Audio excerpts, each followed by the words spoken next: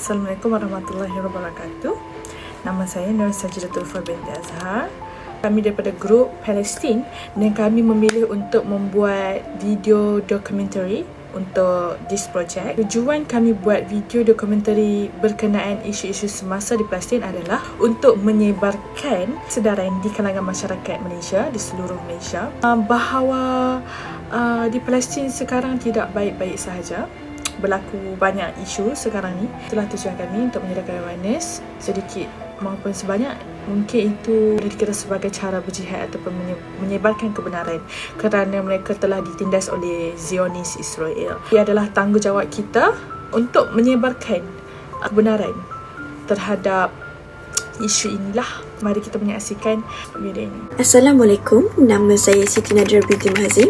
Bumi Palestin ialah sebuah wilayah geografi di Asia Barat yang meliputi wilayah-wilayah Palestin iaitu Tebing Barat, Genting Gaza dan Palestin yang diduduki atau Israel, dan sebahagian takrif meliputi juga bahagian barat Jordan. Wilayah ini meliputi kebanyakan wilayah yang disebut dalam kitab Samawi sebagai tanah Israel, tanah suci dan tanah yang dijanjikan, dan menggambarkan bahagian selatan kawasan luas yang dicatatkan seperti Syam, Syria dan Levan. Selepas pembubaran Empire Turki Uthmaniyah pada 1922, selepas Perang Dunia Pertama, Liga Bangsa telah membahagikan tanah jajahan empire tersebut antara tentera bersekutu.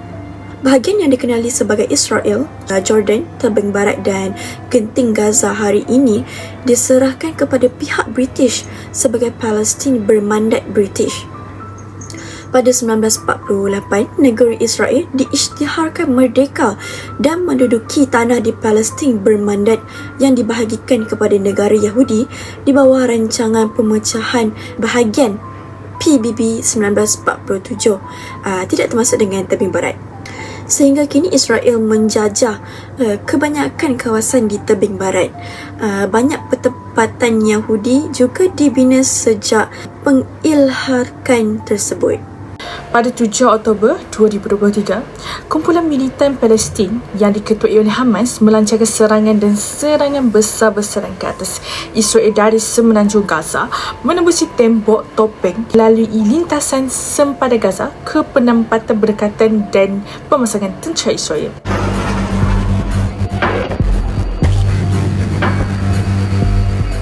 Israel telah mengumumkan mereka akan membuat serangan tindakan balas terhadap Palestin iaitu di Gaza.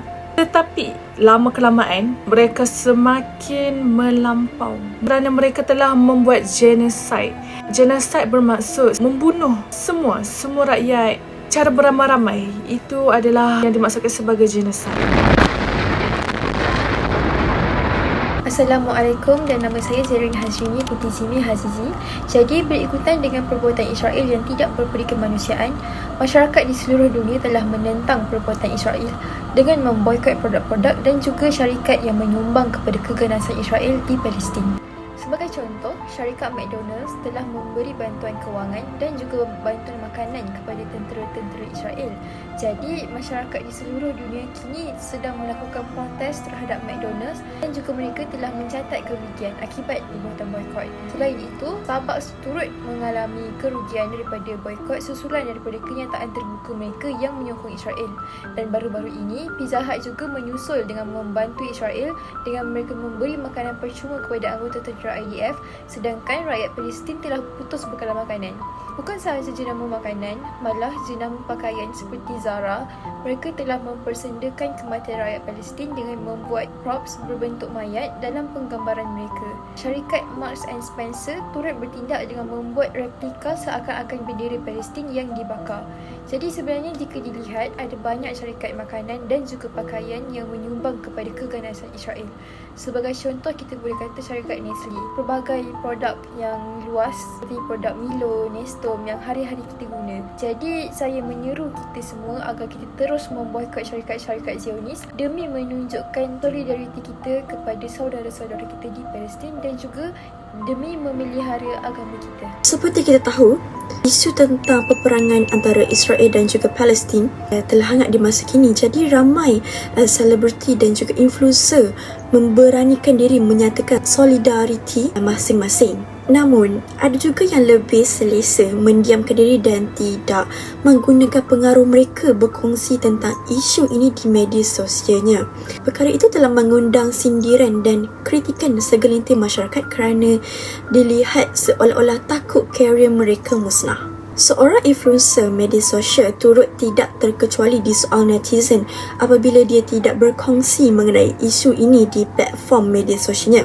Ada seorang influencer baru-baru ini memuat naik sebuah video di aplikasi TikTok bagi menjawab komen seorang pengikutnya yang meminta untuk menggunakan platform media sosialnya menyuarakan mengenai isu Palestin. Menurut beliau, dia berhasrat untuk memberi sumbangan seperti pengaruh lain yang mempunyai nama besar, tetapi buat masa ni dia hanya mampu berdoa, katanya.